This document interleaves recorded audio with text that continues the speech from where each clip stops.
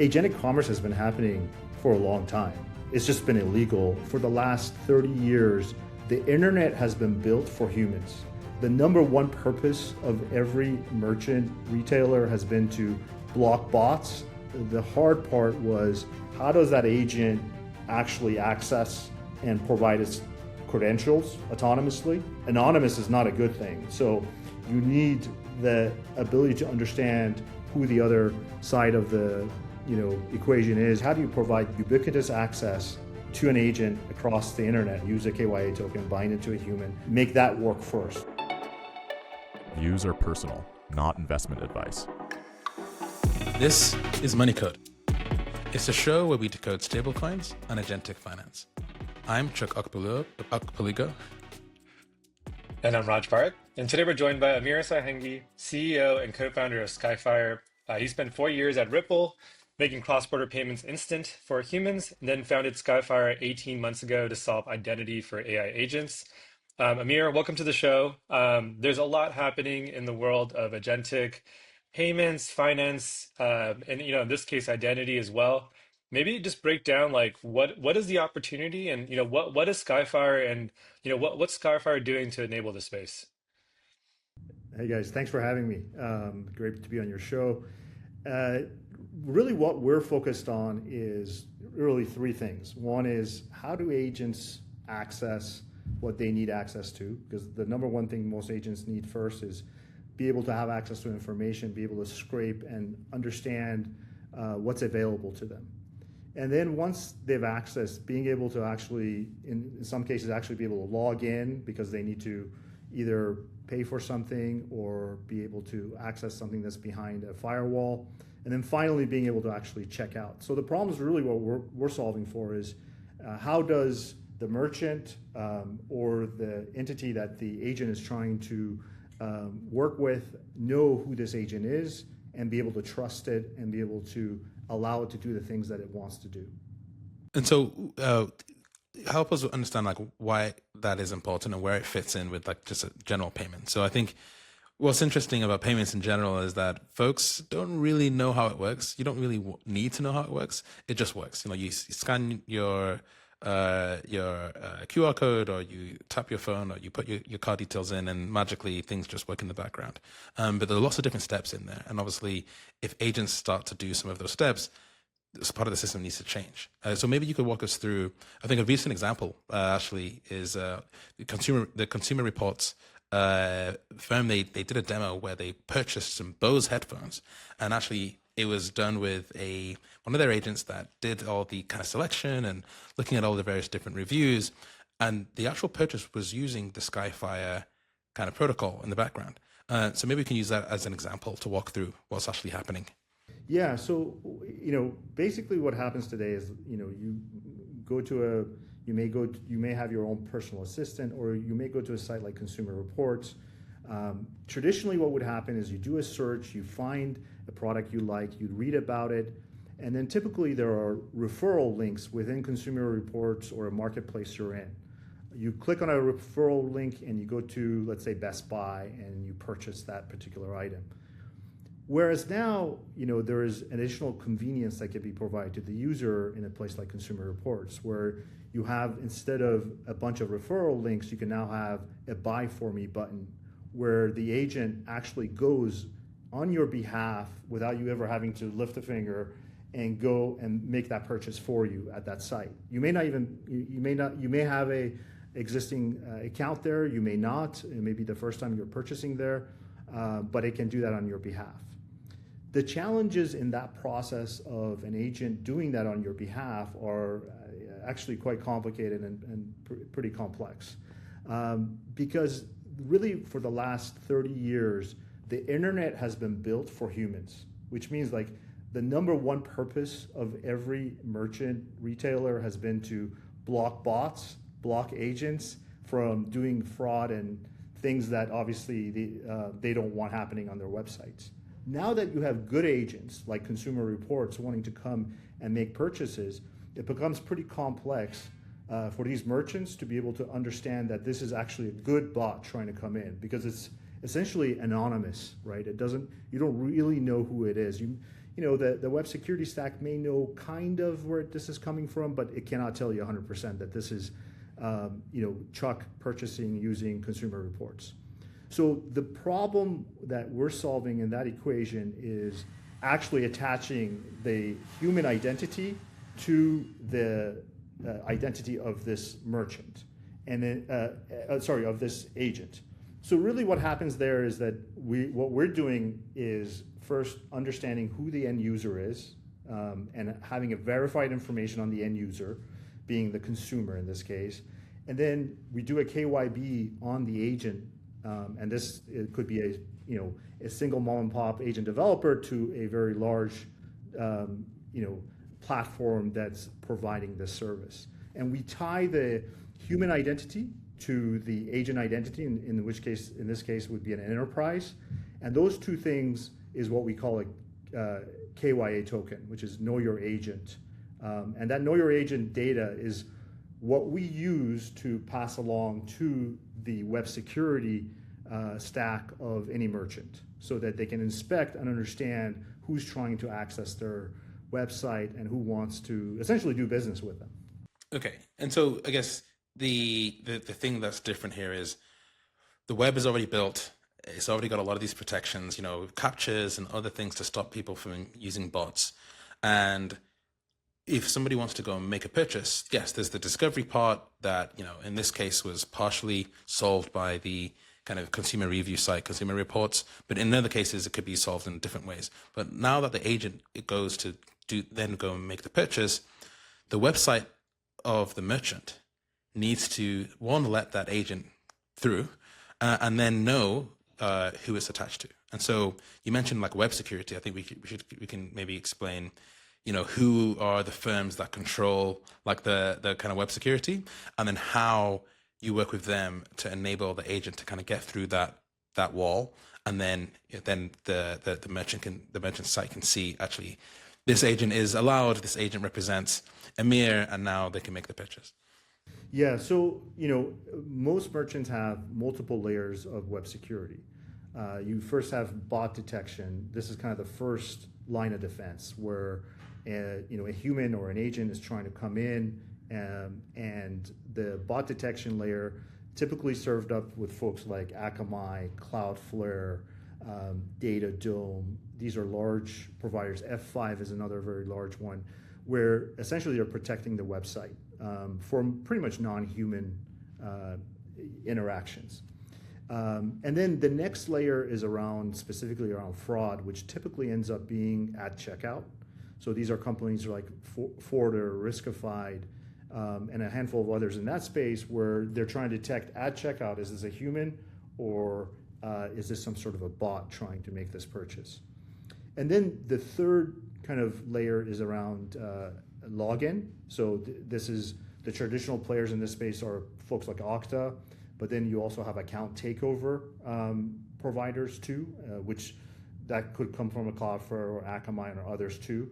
But obviously Okta is a pretty major player when it comes to authentication.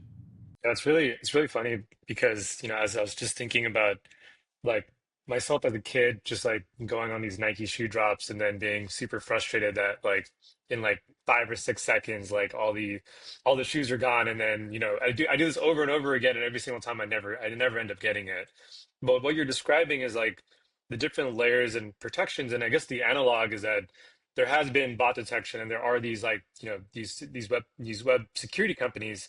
But what you're saying is that in this world that, agents are starting to grow and proliferate a little bit more, it's not effective to just blanket block just bots from accessing your website. You actually do need to add some granularity around policies that allow good traffic to come through as well, especially if there's a new type of individual.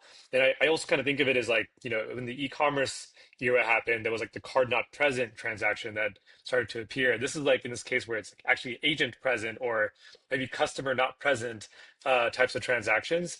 But it just gets me thinking about that. And I'm curious, just like, what else do you see is important for, these merchants to really unlock these new types of purchasing habits and coming in as well? Yeah, and I just want to comment on that for a second. You mentioned the purchasing of shoe drops. Agentic commerce has been happening for a long time. It's just been illegal, and it's been something that people have played the cat and mouse game on. So programmatic purchasing, you're absolutely right. Like that's something that's happened, especially when you look at the ticketing space, right? Like concerts and things like that. And so the future here is going to be now, how do you actually remove a lot of that type of purchasing, but then allow the individual who wants, to make their purchasing experience with less friction and make it easier on themselves to be able to actually have access to that concert ticket that they really want to go to, or to that Nike drop, versus like the mass purchasing that happens through resellers. So really, where when we talk to merchants, the thing they care the most about is obviously number one, fraud. They don't want chargebacks. They want to make sure that they're providing a service that is good for their consumers, but also that they're not getting hurt in that process. They obviously care about new revenues. They want to be part of this massive opportunity that's evolving here, because they see how much referrals and recommendations are coming from AI today. Those numbers are growing quite significantly. And then the other thing is that they also care a lot about, they don't want to be disintermediated. They care about their data. They want to have the human data they have today, and they want to be able to preserve their position over ability to be able to sell you not only the Nike shoes, but the shirt and the next thing. So that's really what's important to them. And the reason we feel the approach with KYA works pretty well here is that we give what the user wants, which is ability to be able to do this in a frictionless way, but also from a merchant perspective, they're getting all the same data they would if a human went and did this. Because essentially, in this model, a human is giving consent to the agent to go do something on its behalf, and we're able to capture that consent and that authorization as part of the transaction. So that in the future, if there's disputes, like Raj got 8 Nike shoes and he only wanted to buy one, we're able to prove that Raj only approved 1 pair of Nike shoes for the agent. And so those are some of the things that we're starting to see come up with merchants, is a lot around concerns around that process. Yeah.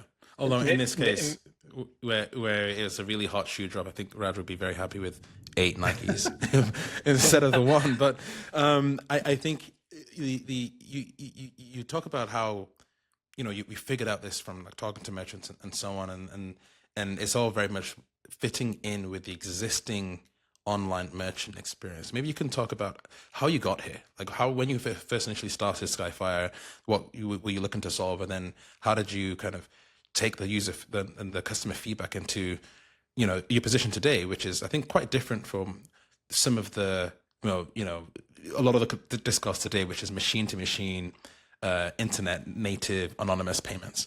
Yeah, so that's actually where we started. So when we first started, Craig and I, we came from Ripple.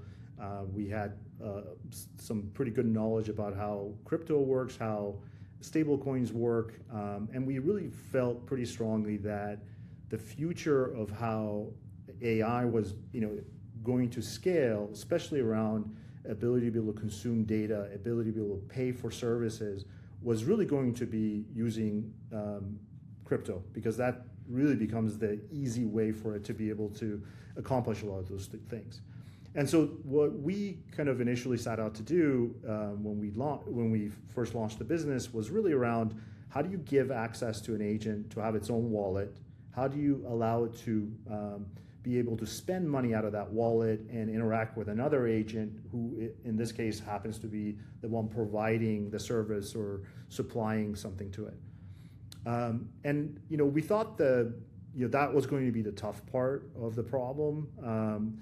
Once we solved that and started going out to merchants, to kind of folks in the AI space that are selling different types of services, whether it's database, whether it's content or data, the thing that we learned very quickly was actually the hard part was, how does that agent actually access and provide its credentials autonomously? So when you hit an API or when an agent goes to do something, it needs either like some sort of API key, or it needs some sort of login to be able to access services.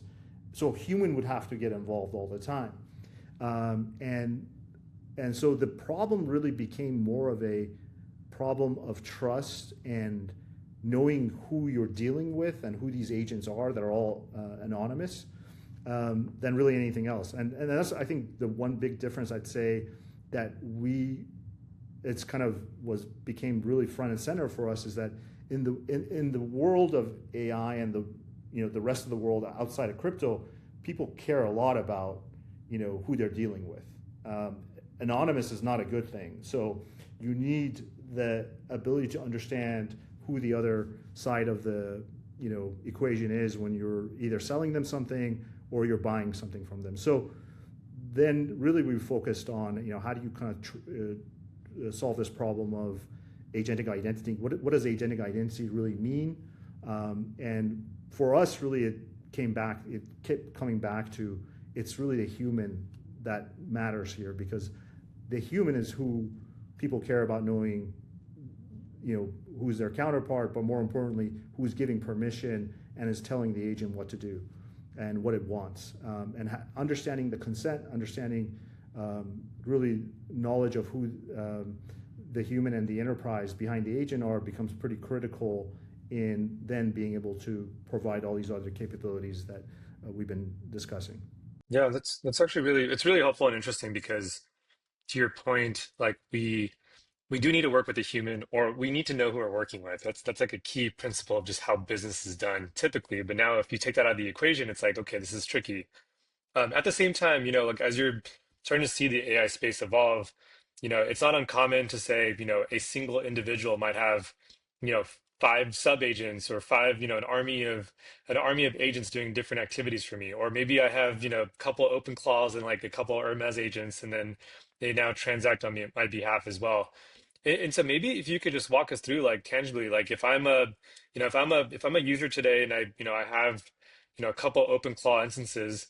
And what is the process of actually getting my OpenClaw agent verified by Skyfire, and then is that like an out of band process that I have to do on the side with you guys, or is that directly on the merchant? Like just like walk me through just like tangibly like what the experience looks like. Yeah. So really, what we do is think of us as onboarding the agent, and that onboarding really is a KYB process that we do directly, and KYB obviously stands for Know Your Business.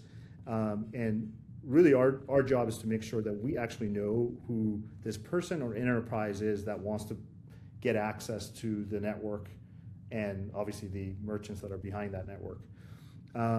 So that's really the first step, is by signing up, going to tryskyfire.com, and then from there there's an onboarding process for the in this case, the agent developer. And we get a lot of these folks that are today coming in, either building a product on the merchant side or building a product on the agent side, that want to be able to access the network. And then from there, really, then it becomes the agent has to essentially create a KYA token, and that KYA token then has verified information on essentially the enterprise or the end user that's going to be conducting a transaction or trying to access a website. Yeah, so there's an onboarding process, and kind of similar to like adding a card on file. You're basically tying a KYA token in this case with a card on file, but it's not. It doesn't sound like it's an issue if I'm an individual that has maybe 6 of these agents. Like I'm allowed. Am I allowed to KYA many agents, or am I only allowed to have one? No, you can have as many agents as you want, but at the end of the day, part of this is also governed by, what the merchants, or in this case, the supply side of the network wants to allow access to. So just because you are, verified as a KYA agent doesn't necessarily mean you will get access, to the full network. That's very much driven by the supply side. So if the merchant wants to be able to provide anyone that has a KYA verified agent access, then all 6 of your agents in this example would have access. So it's very much driven by the supply side.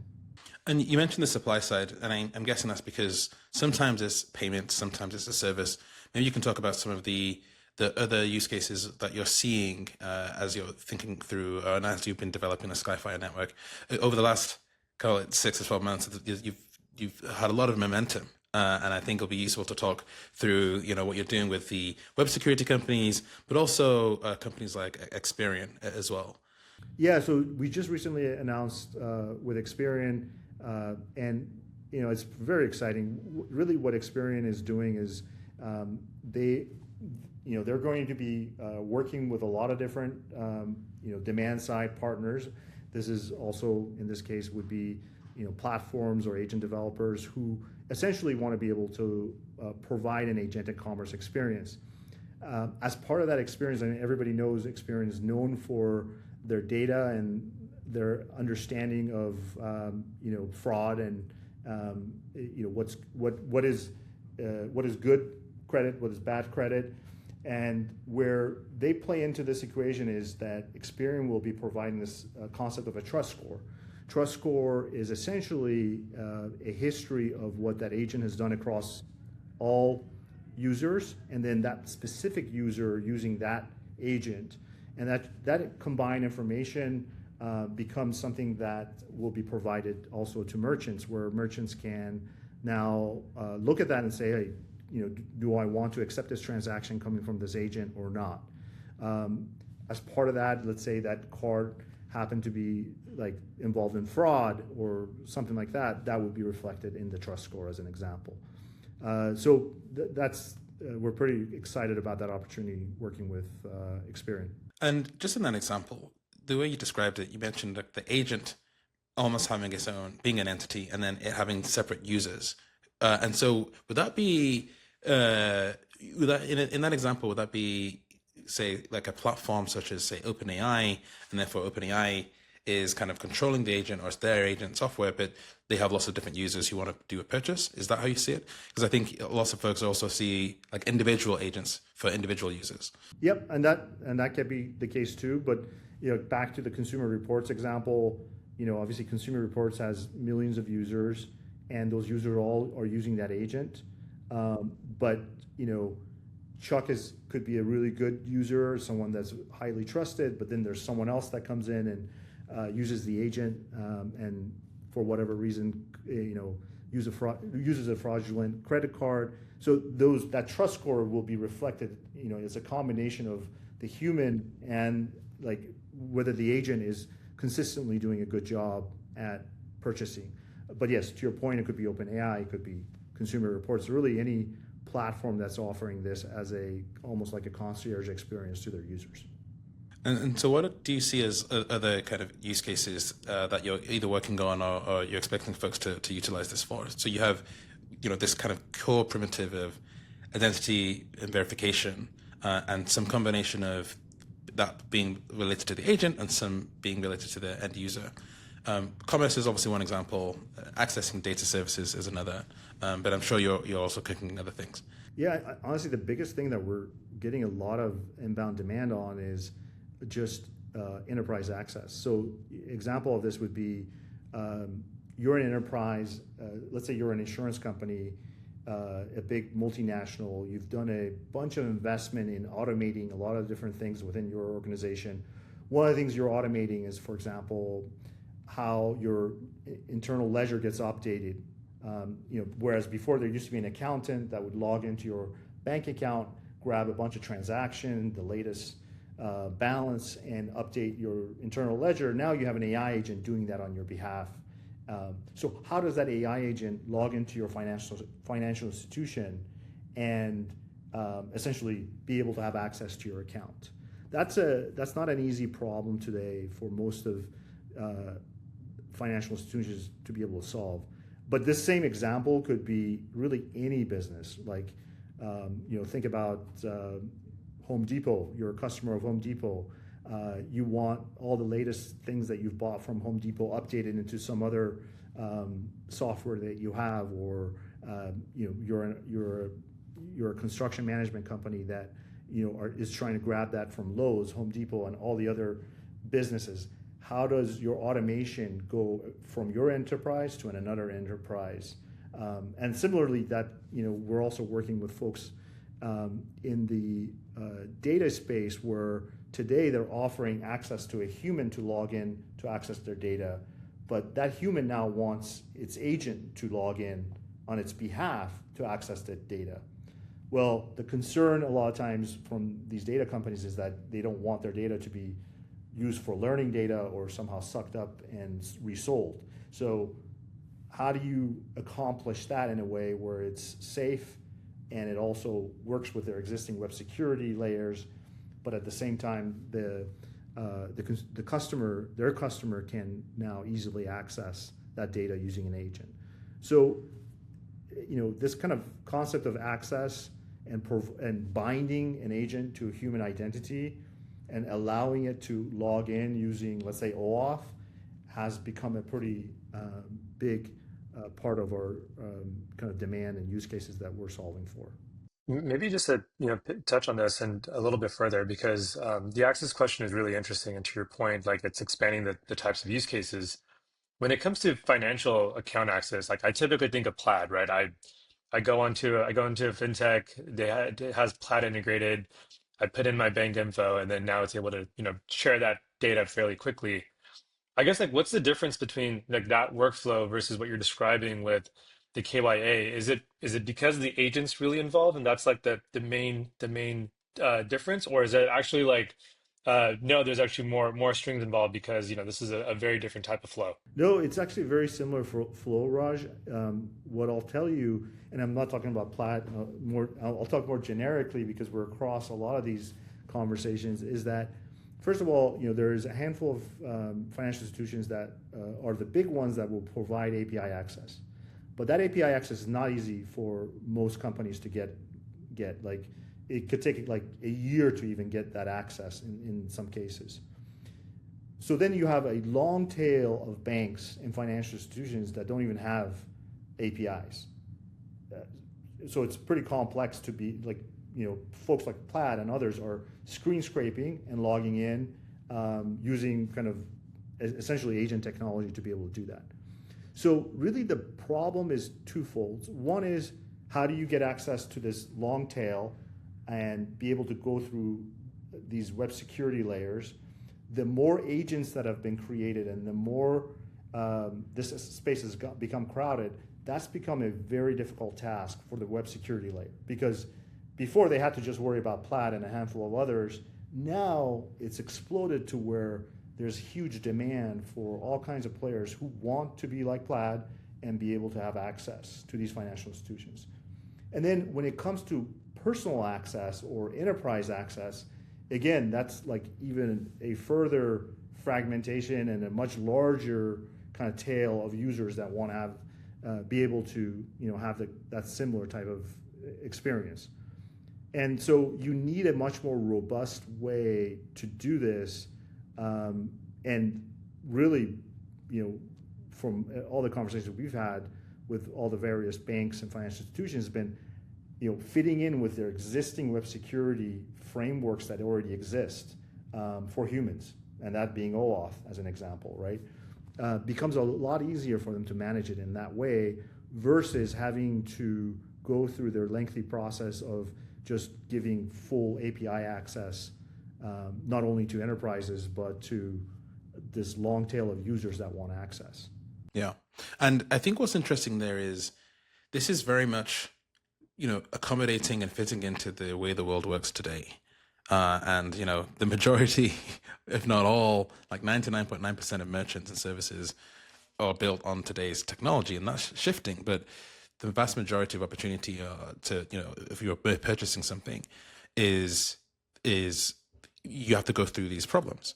And so I think when people think about agentic payments, you've seen, as part of your journey, you started to try go the crypto kind of anonymous path, and then found actually there's actually a lot of work to do, and there's a lot of demand to just solve this for the current path.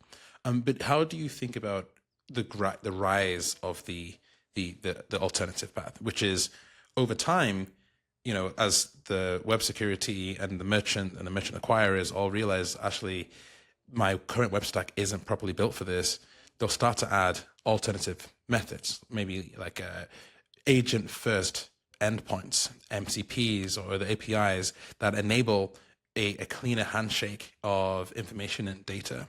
And so how do you see that world forming, and where does identity still seems to play a role in it, but how do you fit into that world in parallel? I think that's a really good point, Chuck. And I think that's probably the thing that I feel like, I feel like a lot of times in a lot of the, hoopla that's happening right now around agentic commerce that we miss is the fact that it's very, very challenging today for these large organizations, these large merchants, to be able to completely upgrade their platforms and be able to, for example, even expose APIs.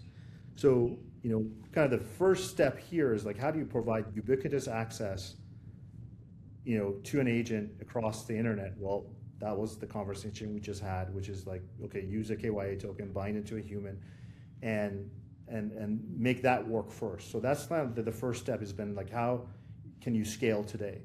And then to your point, each one of these merchants have their own roadmaps and their own strategies around how they want to evolve. My personal belief is that we're going to see a handful of folks that will just skip the API and go to an agent, because there's a lot of flexibilities an agent can provide a merchant around real-time negotiation, around knowing what information it wants to provide to which agent, as an example, that will benefit a lot of these merchants, but it will take them work to get there. And then you have other folks who are going down the path of an MCP server. And by the way, those two things all work together. It's like, you could have an MCP server that then talks to an agent. And in both of those models, essentially that same KYA token becomes the way these agents are able to know who's who. So in the same way we verify an agent, we verify a merchant, and that agent that's representing the merchant or the MCP server, essentially KYA becomes the authentication and the identity layer. So for example, if an agent goes directly to an MCP server today, it needs API keys to be able to access that MCP server. So a human has to get involved to give that API key. With KYA token, the agent comes in, it's already been verified. MCP server then sees that this is a KYA token and is able to provide credentials and access to that agent. So it becomes a truly autonomous way for an agent to be able to now go from the website either to an agent or to an MCP. So that's really where our focus is first get these merchants live, accepting agents with their existing infrastructure, and then working with them on whether it's an MCP server or if they're already in development of their own agent, being able to provide that same layer for them for those. Yeah, and it's a really cool staging. I mean, yeah, you have to, typically organizations are always a step behind when new trends are popping up. And so you help them catch up. They eventually do catch up. They have MCP servers or they use CLIs, whatever that might be. It might be a headless experience altogether. But one thing that I maybe is still early days right now is the user behavior change that typically comes after it. And I think same thing applies with e-commerce. Before, just because a merchant had a checkout page doesn't mean every user was using their card to go spend on that merchant. It took some time to create that habitual pattern. And recently, I think OpenAI and they used to have the agentic commerce checkout button buy button directly into the chat experience, and then they saw with the data that the conversion was actually lower than what they expected, and so they kind of quietly shut it down. I guess I'm curious what you're seeing from a user behavior standpoint, and where are we on that cycle? What are maybe some of the missing pieces to create this new habit pattern that users are going to be transacting with their personal co-pilots or assistants after too? Yeah, so I think we kind of see three phases. Phase one, and these things could go in different orders, but really there's three phases, at least that will happen here. One is today you have many different types of marketplaces. We talked about Consumer Reports being one of them, but then you have Kayak, you have TripAdvisor, you have many different marketplaces who are basically a collection of referral links. And in this scenario, someone you discover a product, and you could even find this in your airline app or you're in your bank app. You find a product you want to pay with points for. You click on it, and it takes you to another website where is the actual merchant, and then you make that purchase. Well, first step is like just remove that friction of having to go multiple steps to complete a transaction, because today referral links have fairly low conversion, right? Like couple percent would be amazing conversion. Whereas now you can make that just one-click buy for me, and we've seen some of that happen in, for example, in Instagram and other places, in other social apps, where with a single button you can use Apple Pay to buy, or you can it will buy for you if it already has payment information for you. So that's more kind of a pretty easy transition, like a first step transition of building trust. Then the next step is, when people see things in search, which is the example you gave, whether it's in ChatGPT or it's in Google, but then there's many other search surfaces that users use today. And that's a scenario where it actually is now you're finding in a search and you're trusting that user trusts you to make that purchase for them. And then the third step and the third phase is like truly autonomous, which is like you tell your AI assistant, hey, I'm looking for a particular ticket to a concert. If it is under $100, just buy it for me. And you have full trust that it will autonomously do that on your behalf. And we see that as kind of like the final phase, but no differently than the early days when websites came on and people were like, I'm not going to use my credit card on this thing. I think we're going to go through the same transition here, but it will happen faster because of how quickly people moved into AI already. You're already trusting like your most important secrets with your chat app, right? So like this transition, I think, will be much faster. It's really interesting because there's a lot of, even prior to a step of a transaction, like every type of category requires a different type of transaction flow. So when it comes to travel, like maybe I'm comparing, 5 different airlines and maybe I pick the cheapest one, right? Or I'm kind of scrolling through like a bunch of different types of hotels, and then from there I finally land on a single one of them. So it's not necessarily like a one-click buy. It's like I'm doing a decent amount of research and I'm hoping that it's surfaced over to me in the right way. So it seems like we're just getting started in terms of like we got we have to adapt the existing infrastructure. Then we have new infrastructure being involved, and now the user behavior patterns, plus like how user behaviors typically transact as well. Like all these things are kind of manifesting before our very eyes right now too. So it's exciting to see it play out. No, 100%. Raj, the example you gave is a good one where like I think if you do that 3 times and all 3 times the chat experience found you a better deal on travel, on the 4th time you'll probably start trusting it more. Whereas if the first 3 times like you still found a better deal, you're not going to trust it. You're going to continue kind of using different methods to find what you want. And I think that's why it's also so important for these search experiences to have truly access to the whole internet versus just a few merchants. Like if you only can search at Target and Amazon, like that I can do myself. Like I don't really need an AI chat to do that for me.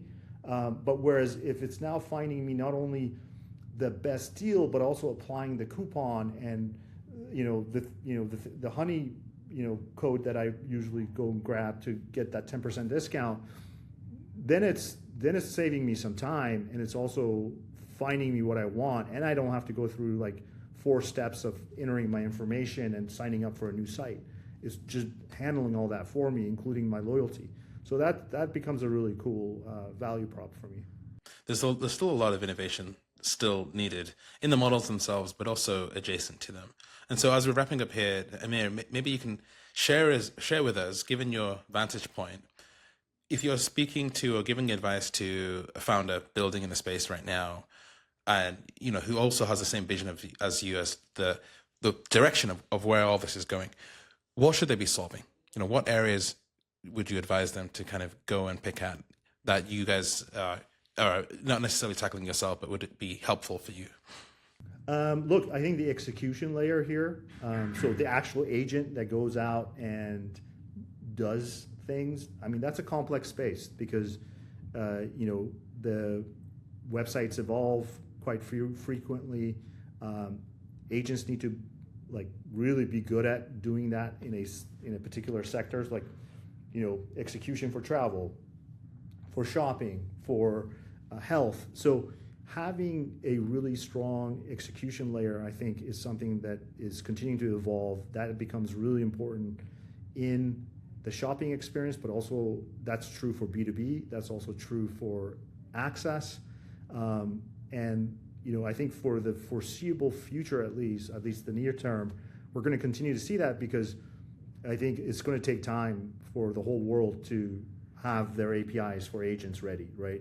Or their agents representing their website. So I think that's an area where I see a lot of opportunity, but also there's just going to be a lot more vertical. There's going to be a lot of opportunity in the vertical space where you have focus. I'm going to provide you the best. I'm into coffee, so I love everything about coffee and coffee machines. So if there was an AI agent that can really help me through my decision making on the next espresso machine, that I would definitely use. And the general products today don't really solve that problem for me, right? So I think verticalization and specialization is another area where I think there's a lot of room still to really go after. Yeah, as you were saying that, I was just having kind of, just bad memories of all the time I've spent on Skyscanner. And I love Skyscanner. I don't know what I would do without Skyscanner. But it still takes me way too long to really pick through the flights and stitch them all together and find the right things and save preferences. And there's context about where I am that day and where I'll be and how tired I'll be about the timing. And for some reason, it still takes half an hour to an hour, sometimes more, to book flights. And I really would prefer, I can't wait for an agent or a company to bring the kind of travel executor in that vertical. I will be a buyer. So that is some free offer for anyone. Or maybe I should look into it as a side project. Amir, this has been fantastic. Where can folks go to learn more about you and Skyfire? Yep, just go to tryskyfire.com and you can learn about us there. And also we have a whole developer portal. And obviously you guys are always welcome to send me an email. It's just amir@tryskyfire.com. Awesome. And you, Raj? I'm on X at rpark and then mana.xyz. And for me, it's stableconblueprint.com, Chuk_XYZ at X, and Chuk Okpalugo on LinkedIn. Amir, thanks for joining the show. It was great. Great being on. Thanks, guys. Appreciate it. Take care. Thanks so much for listening to Money Code. There was so much to take away from today's conversation. I learned a lot, and I hope you did too. If you enjoyed this episode, do us a favor, share it with someone you know, or give us a 5-star rating on Apple, Spotify, or wherever you get your podcast from. Until next time.